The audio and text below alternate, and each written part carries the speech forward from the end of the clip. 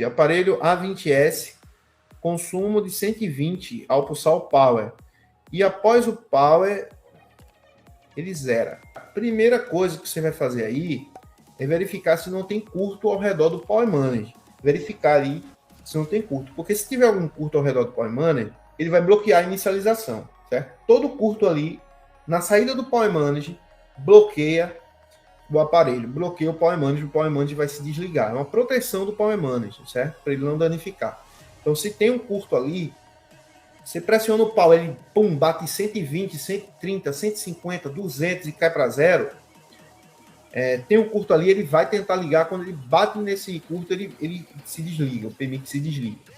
Então, esse tipo de comportamento, quando a gente pega uma falha que tem esse comportamento, a primeira coisa é certificar se não tem um curto ao redor do Power Manager.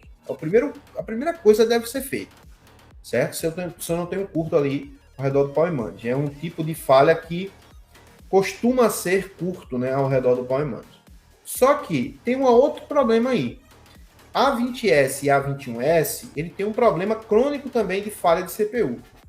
Né? Uma solda fria nessa CPU aí causa essa falha também por linhas digitais, certo? Falha de comunicação, o aparelho acaba se desligando também. Então, o que eu recomendo você fazer? Recomendo você fazer as análises básicas, né? Verificar os bugs. Claro, você vai pegar o aparelho, vai pegar esse aparelho aí, claro. Depois que você verifica que se tem curto ao redor do Power Manager, cuidado para não se confundir com malha de baixa resistência, certo? Já expliquei como encontrar malhas de baixa resistência, como saber o que é uma malha de baixa resistência, o que é um curto-circuito. O curto-circuito ele tem que separar ali em zero ou próximo a zero, né? Baixa resistência pode dar 18, 20, 16 ohms, né? 30, 40 e vai estar bipando dos dois lados também um componente, né? Vai estar bipando com o GND ali, mas não é um curto.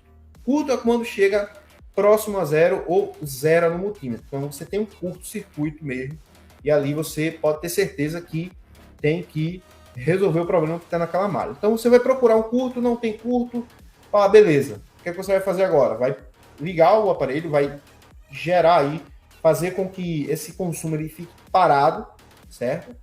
Você vai fazer um jump ali no power, beleza? Se o aparelho, quando você pressiona o power, ele só cai quando você solta, né? Então, pode ser que não seja curto, beleza? Quando é curto, você pressiona o power, ele bate 120, mesmo que você segurando o botão, ele cai para zero, certo? Então, isso aí é um comportamento que já quase que checkmata aí o problema do curto-circuito, né? A gente tem esse tipo de comportamento aí, é que chama atenção para curto mesmo.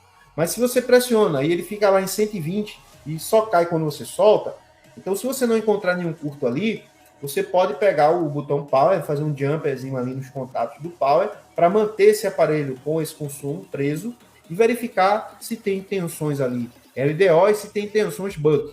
E se tem frequência, né, no cristal oscilador, né, da CPU de 19 ou de 24, 26 MHz, depende muito do tipo da CPU, a frequência. Tendo isso aí, provavelmente, né, a falha vai estar de solda fria na CPU, certo? Se você tem alimentação para a CPU, se você tem frequência para a CPU, ela deve funcionar, certo? Então, se ela não está funcionando, se o aparelho não está ligando e o consumo não trava, o consumo cai para zero, né? Então não é um comportamento de falha de memória.